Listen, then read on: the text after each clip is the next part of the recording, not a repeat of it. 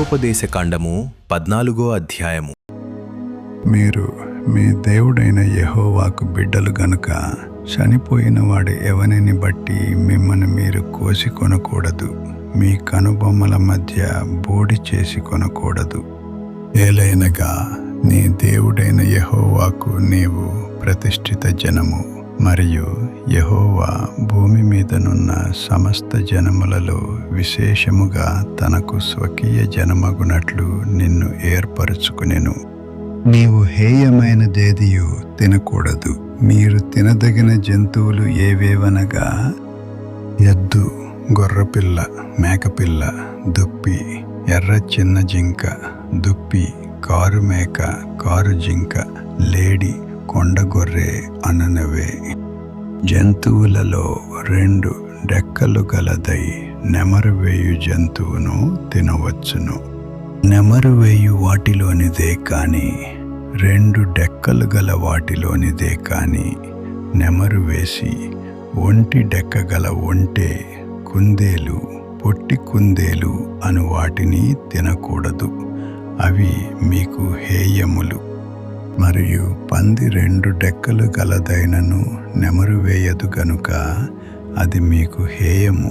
వాటి మాంసము తినకూడదు, వాటి కళేబరములను ముట్టకూడదు.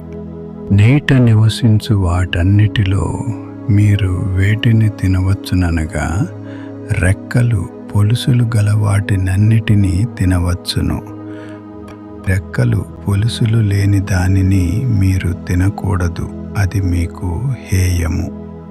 పవిత్రమైన ప్రతి పక్షిని మీరు తినవచ్చును.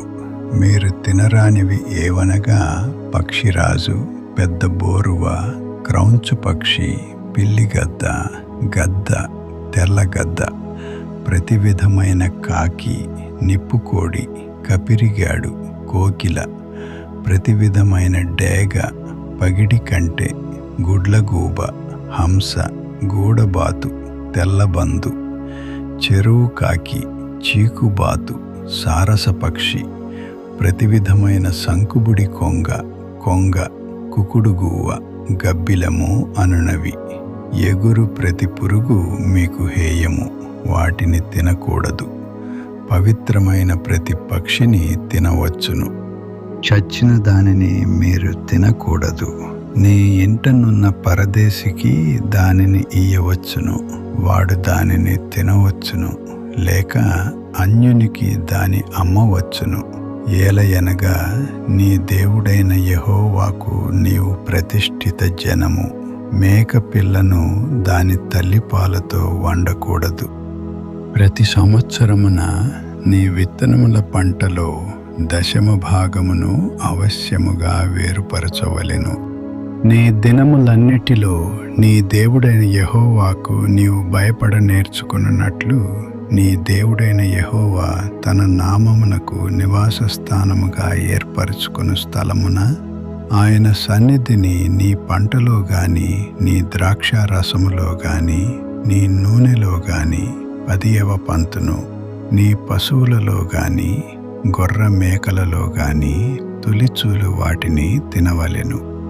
మార్గము దీర్ఘముగానున్నందున, అనగా యెహోవా తన నామమునకు నివాస స్థానముగా ఏర్పరచుకుని స్థలము మిక్కిలి దూరముగానున్నందున నీవు వాటిని మోయలేని ఎడల నీ దేవుడైన యెహోవా నిన్ను ఆశీర్వదించినప్పుడు వాటిని వెండికి మార్చి ఆ వెండిని చేత పట్టుకుని నీ దేవుడైన యెహోవా ఏర్పరచుకుని స్థలమునకు వెళ్ళి నీవు కోరు దేనికైనను, ఎద్దులకేమి, గొర్రెలకేమి, ద్రాక్షారసమునకేమి, మద్యమునకేమి, నీవు కోరు దానికి ఆ వెండినిచ్చి అక్కడ నీ దేవుడైన యెహోవా సన్నిధిని భోజనము చేసి నీవును నీ ఇంటి వారును నీ ఇంట నుండి లేవీయులను సంతోషింపవలెను.